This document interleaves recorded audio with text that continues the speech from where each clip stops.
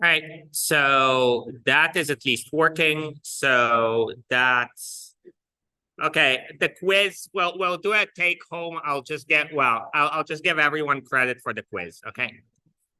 Okay, all right. So back to kind of substantive stuff. So we have as input the coordinates of the paddle. We have the coordinates of the other paddle.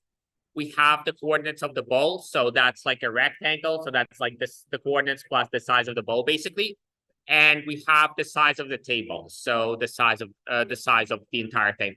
Guys, sorry, you're having delta. Well, yes, that's you. So all right.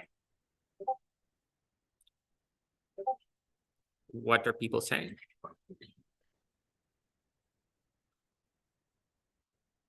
All right. So, okay.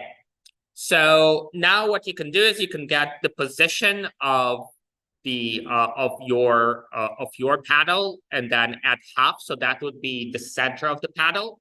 And you're asking, is the center of the paddle smaller than the center of the ball? And then if it is, you say, I want to press down. Otherwise, you say, I want to press up. So that's the simplest possible thing you can do.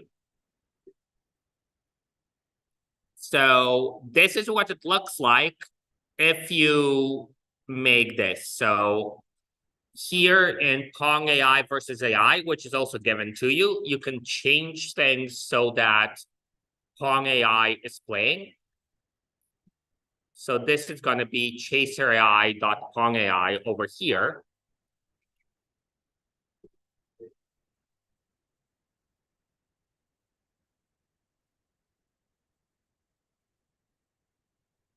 And that did not work.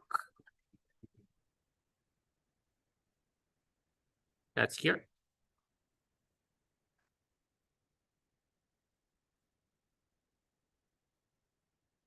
So this is chaser.ai.pong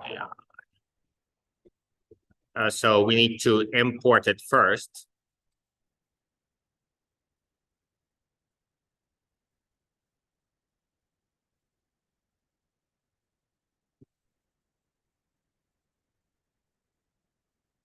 So this is what it looks like when the chaser is playing against something that makes more sense.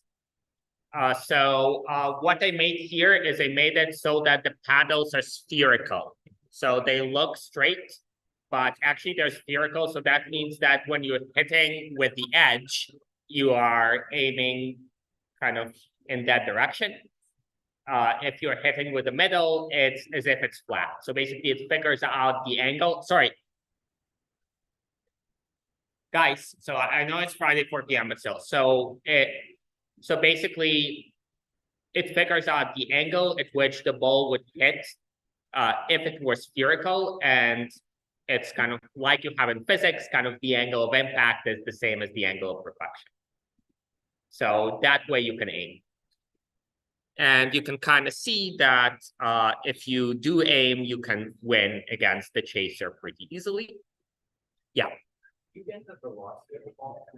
You do not get the velocity. However, you get information about the position of the ball at kind of all the time. So you can just figure it out, like where did the ball move between the frames.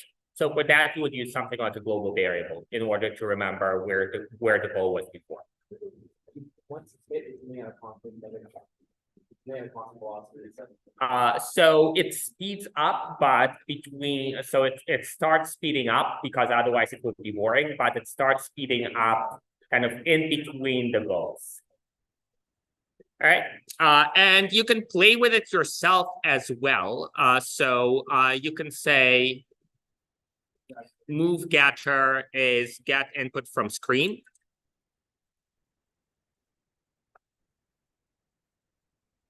So here, basically the way it's set up, and like some of it is advanced, but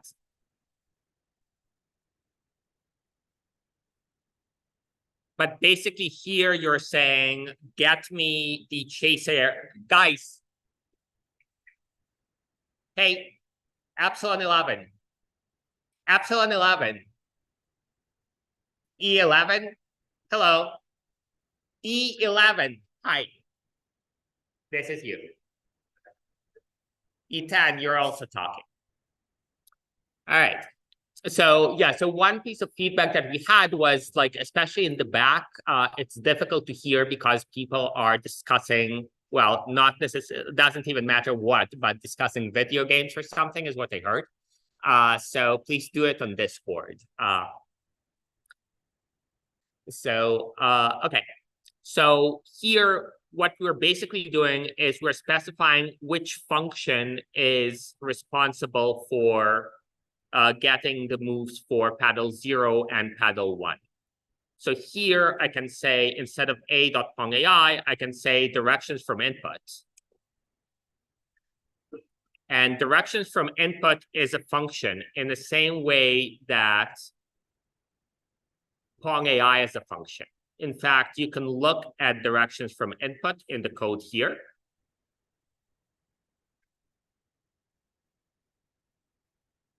And what it does is basically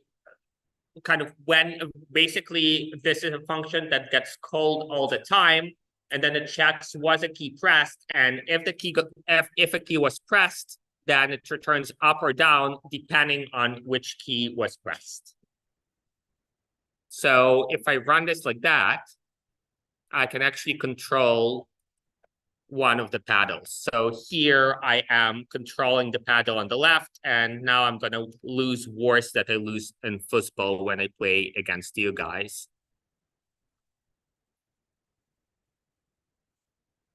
So yeah, so you can also play against your own AI. So anyway, you get half a point for beating the chaser AI, which is really not difficult. It's a couple hours of work. You don't really need to understand the entire code in order to do that. You just need to figure out, okay, like what's a little bit more clever than just chasing the ball. Yes. No.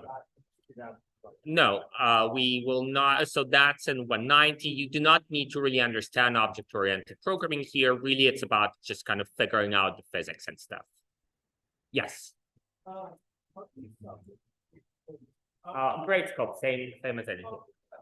Well, it's not currently, but it's not due until like a month from now. You put the code and all on the website? Yeah. So it's all there. Yeah.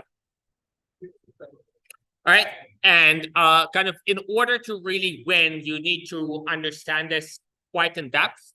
There is guidelines in terms of what you would read if you want to really understand it in depth. But at the same time, if you just want to get the half a point, all you need to do is just figure out, okay, like here's the function that just returns up or down depending on where the ball is. Try to do something a little bit more clever. All right, cool. So this is this.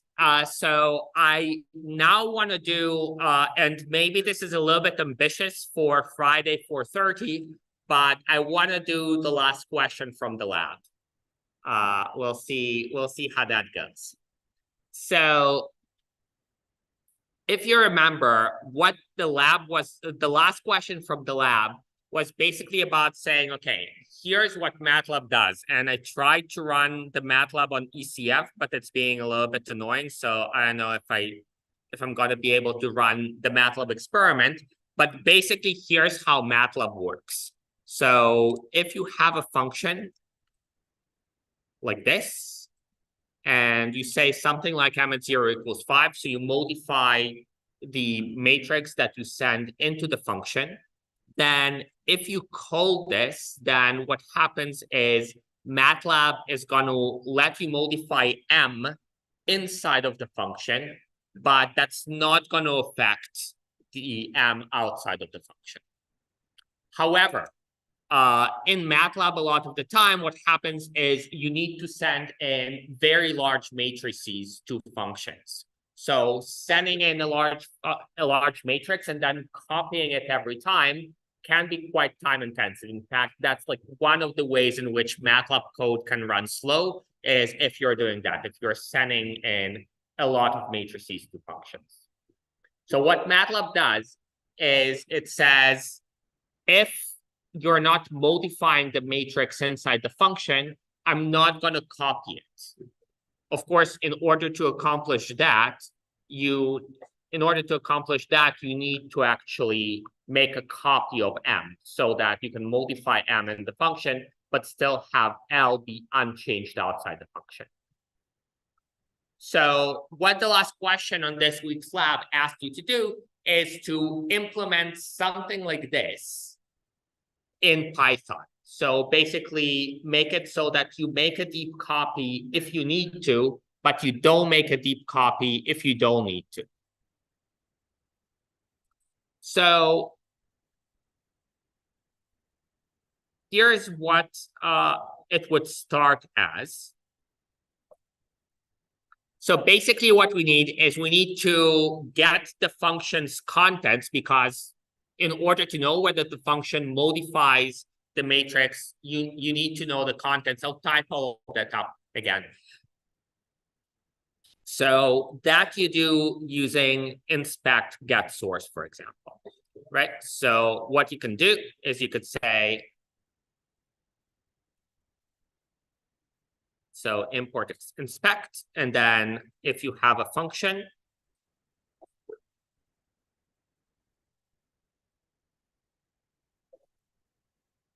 whatever, something like this, then you can say inspect get source.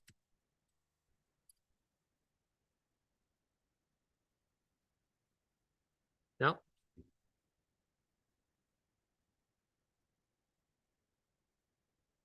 F, and that's going to give you the text, which consists of the entire function.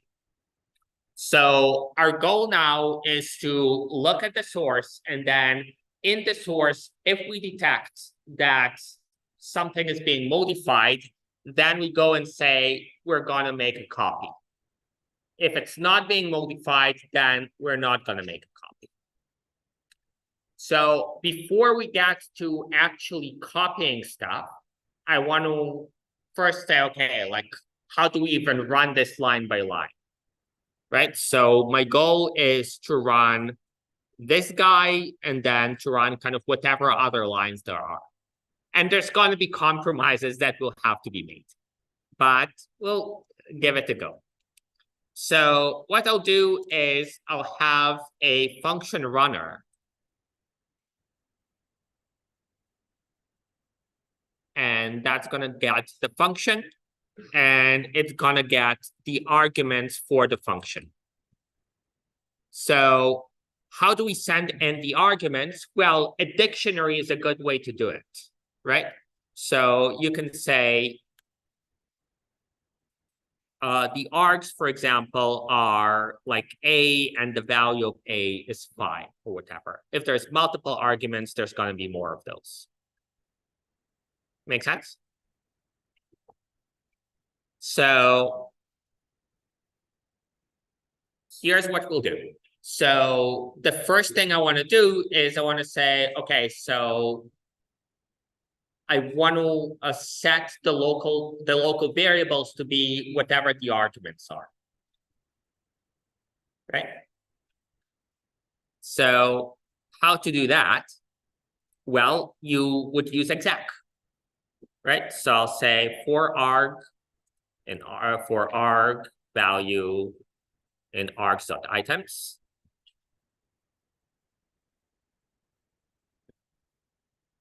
So now I'll build an instruction to initialize the arguments, right? So I'll use an F string. So that's going to be arg is equal to val.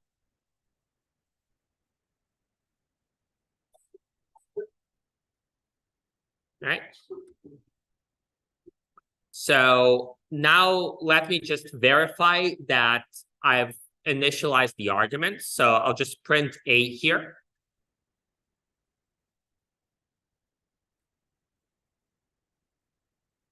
and I'll run function runner.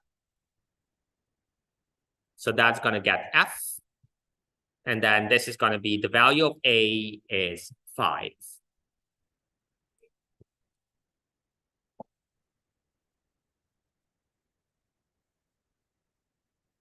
So here it's not happy about this. So this is args, not arg. And here I need to say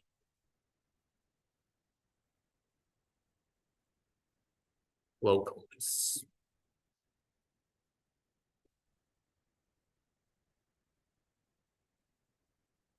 So here the problem was that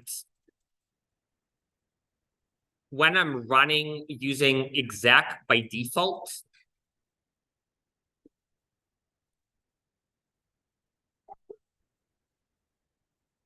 no. Locals.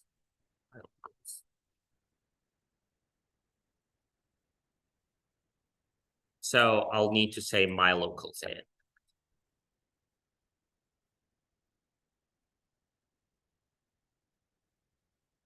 So when I'm running exec by default, it's running as if it's just running outside of any function.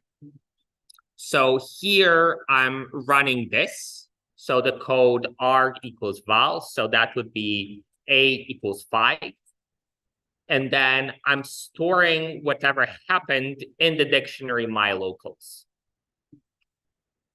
So locals, in fact, you can get, just like you saw briefly, that you can get the global variable using globals. So that's a dictionary where every global variable is stored, so like name and then value. You can get all the local variables in the dictionary. And here what I'm saying is just execute this and then put the result in my locals. Like when you're saying A equals 5 using exec, the variables go into my locals.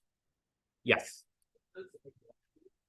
So exec, if you remember, just runs Python code, right? So you can say something like exec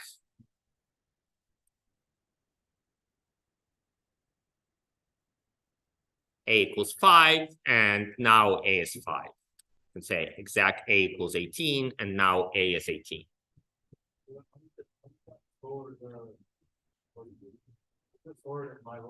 Well, it's just like if you say stores in my locals, it will. Yeah.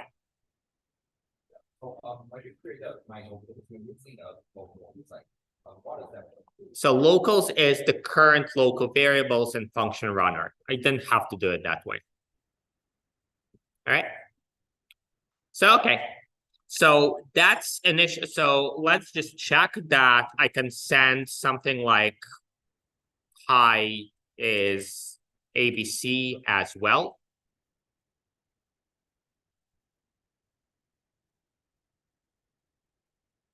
ABC is not defined.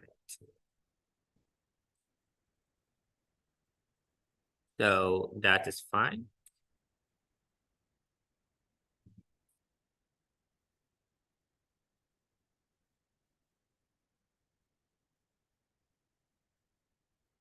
Oh, it's not happy about. So that's fine. And now I can print hi as well. So hi is 123. So I've set the local variables. So now what I want to do is I want to execute the function line by line. And if I see a line where something is being modified, sorry, quiet, please. A11. BO3. BO3, that's here. So if I see that the contents of something are being modified, then I'll do a deep copy is the idea, right? So, okay, so now that I've set my local variables, I'll go about executing each line of code. So first, what I'll do is I'll just print each line of code.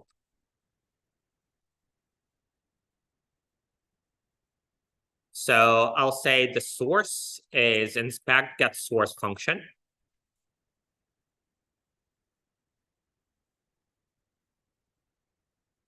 So now the first line of that is just going to be the header. It's going to be this guy. And then I just want to run this kind of stuff. So what I'll do is I'll say lines is, like you saw, you can split the source by new line. So split, to remind you, if you have like a dot b dot whatever, if you say split by the period, you'll get a list of the individual components that are split by the period. So similarly, if you get the source of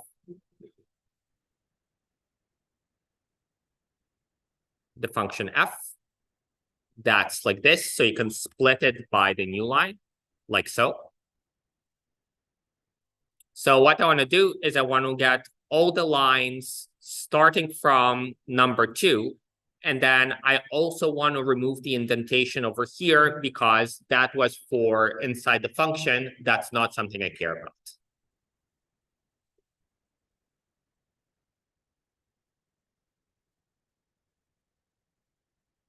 So, okay. So I'll say for line in lines starting with 1. And for now, I'll just print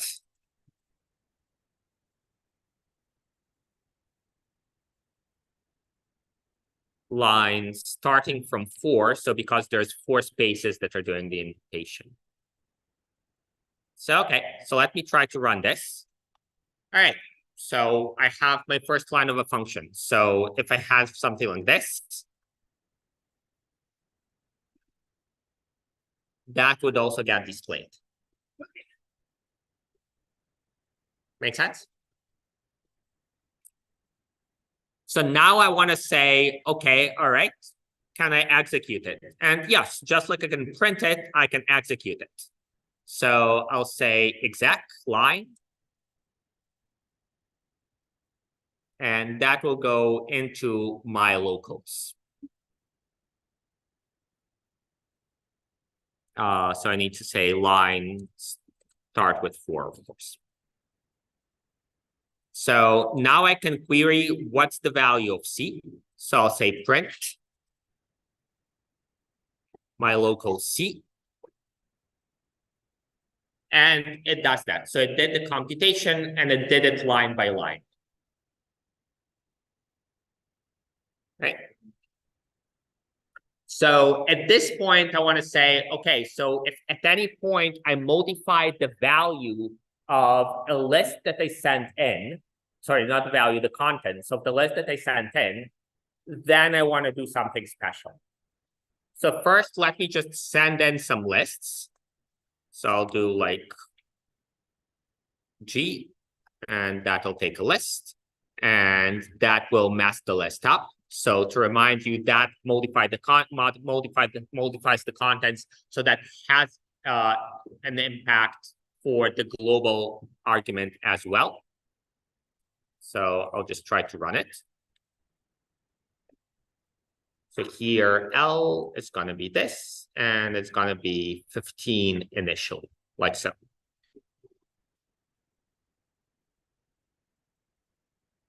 So here I'm not allowed to run A anymore, of course. So that's why it's not happy. So here, actually one G.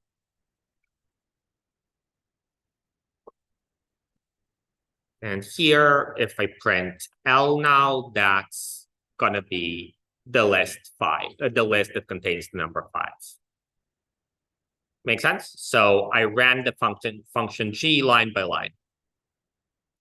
So now what I want to do is I want to detect a situation where I modify the contents of something global.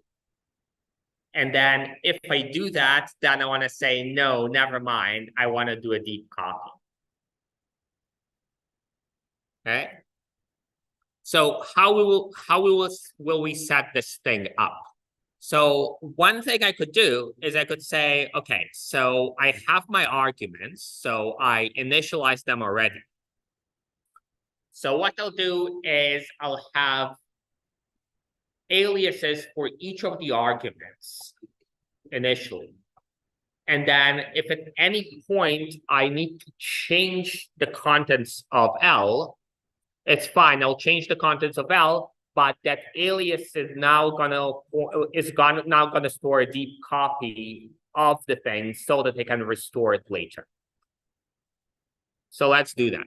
So on the lab, I told you that everything is a list of lists. So you could just do a custom deep copy. In fact, Python provides you with a built-in deep copy thing. So you can just do copy.deep copy of anything, and that's going to give you a deep copy. So that's not a problem. So, all right. So what I'll do is I'll say backup arguments are just copy of just a deep copy of. Actually, I can't do a deep copy. So backup arguments is going to be empty, and then I'll say for argval in args.items.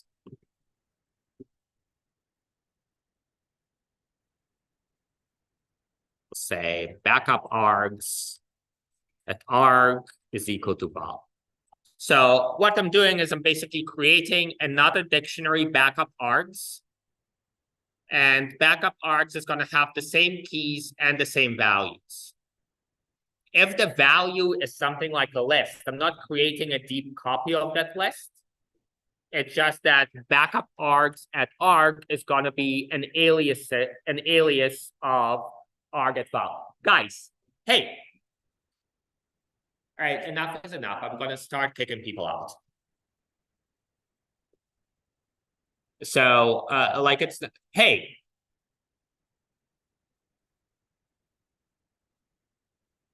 So, like, you're not, so, like, so there's someone still talking. So, please stop. So, like, if you want to talk on Discord. I already said that, like, the quiz is going to be kind of whatever. So, like, if you want to talk, just leave.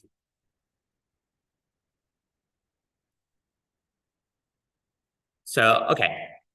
Yeah, I'm sorry that, like, I kind of raised my voice, but, like, it's like, it makes no sense. Like, if you want to interrupt, then you should just do it outside. So, okay. All right, so what I've done is I said backup args at arg is val. So that does not create a copy of val. So this means that backup args at arg is an alias of args at val, at arg. Make sense? Just because I said like backup args like equals to val, I did not make a copy of the object val.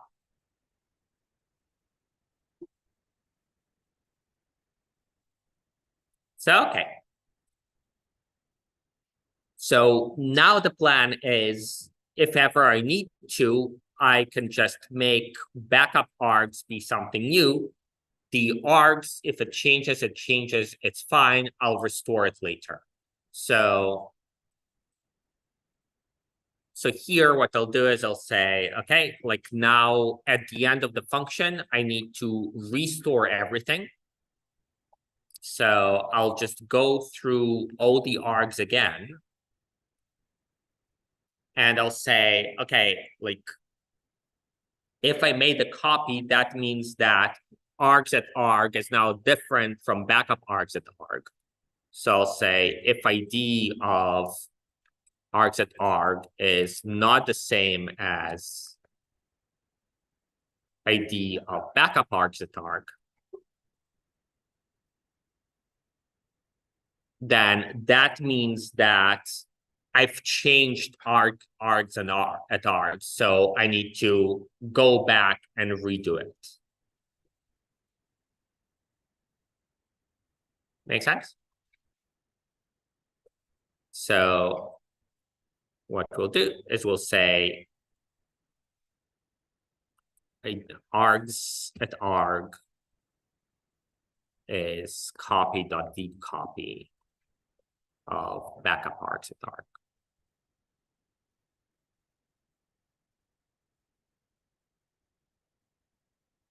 Right? So if ever I change args at arg, I'll go back and restore it to what it used to be.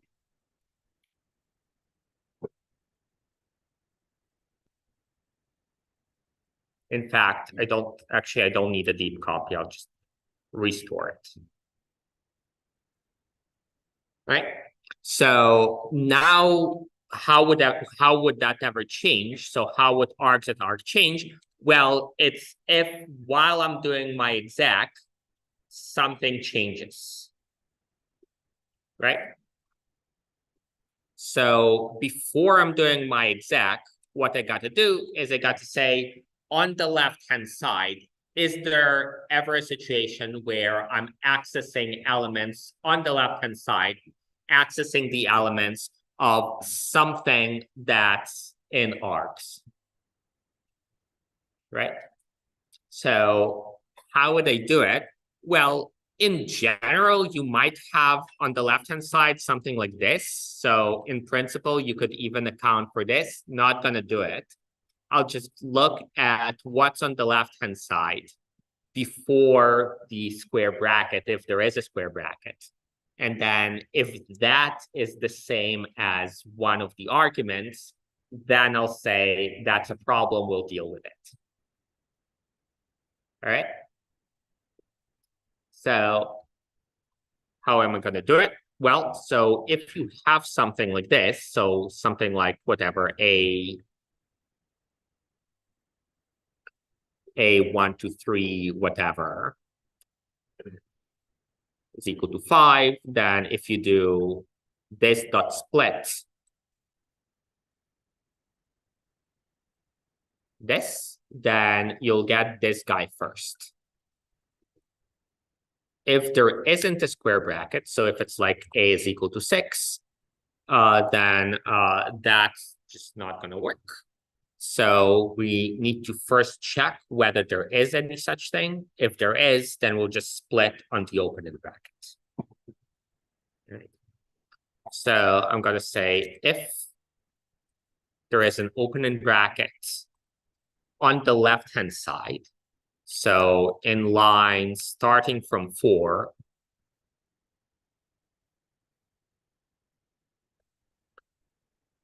so I split on the equals and then look at the first element.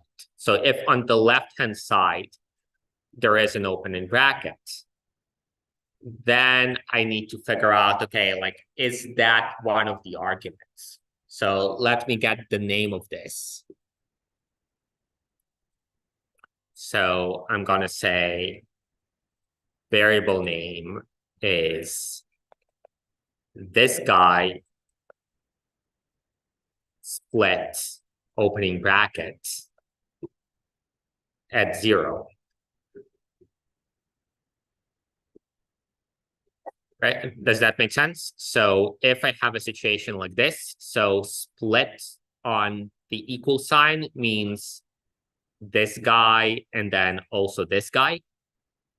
And then I take this and I split it on the opening bracket and I get the element at 0. So that would be whatever is before the opening bracket. So I can try it. So if line is like 1, 2, 3, 4, ABC at 10 equals to 5, this line, then I can say, okay, so line starting from 0 and up to the end is just this. And then line split on the equal sign is this. And then split on the equal sign 0 is ABC10. And then split on the opening bracket is this. And then the first element of that is ABC. So that's the name of the variable. So now, like, we're making compromises. We could ask, like, is this one of the names of the arguments that you're modifying? Now, you might also worry that the person is trying to do something like this. Like, they would say, like, L1 is equal to L, and then they're saying L1 is 0 is equal to 5. That's, of course, also modifying L, right? So what you want to do is you want to check, okay, is ID of var name the same as the ID of any of the local, any of the arguments, right? So we're going to say for argval and args, I'm going to say if ID of, so this would be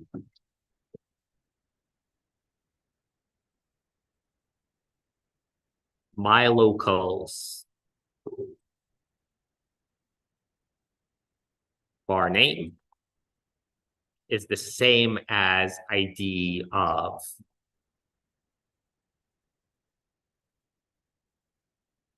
one of those guys. So args, so in fact, val,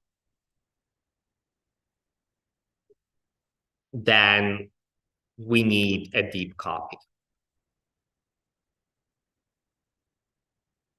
right?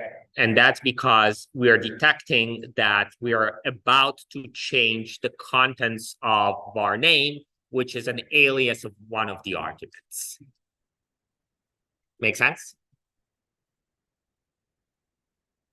So how do we do a deep copy? Well, we'll just say, okay, so args at arg, which is about to be modified, we're going to say that's now going to be a copy of that.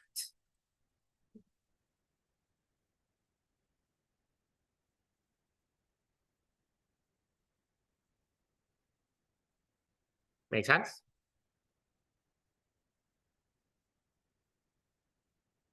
And that's it. We're done. So we are executing this, but if there is a need, then we make a deep copy, we change args and arg. All right. Thank you very much. Sorry to keep you. I will see you at the dinner if you're coming. Bye.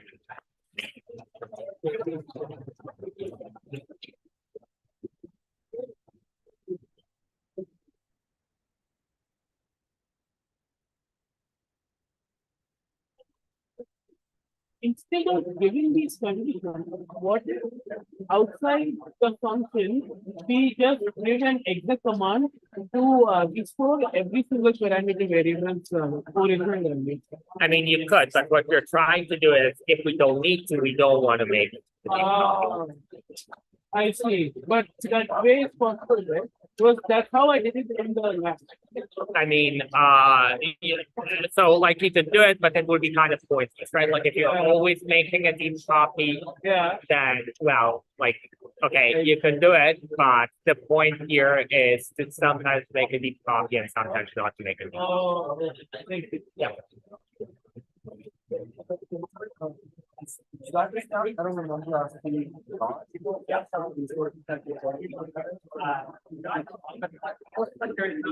That stuff, right? Because that just means like take a string that's like a code and run. That's like, well, we done it kind of, but that's like interesting, right? So kind of problem solving is a different.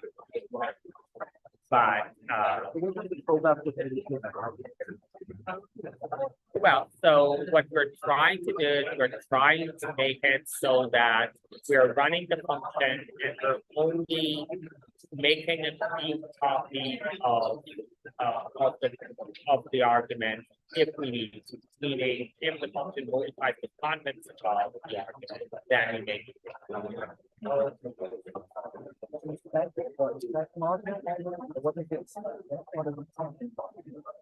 Well, we run the function line by line, right? So in order to do that, we need to like get each line from the function.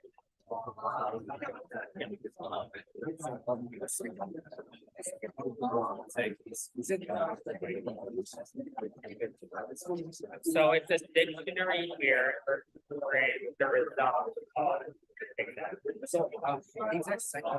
Yes.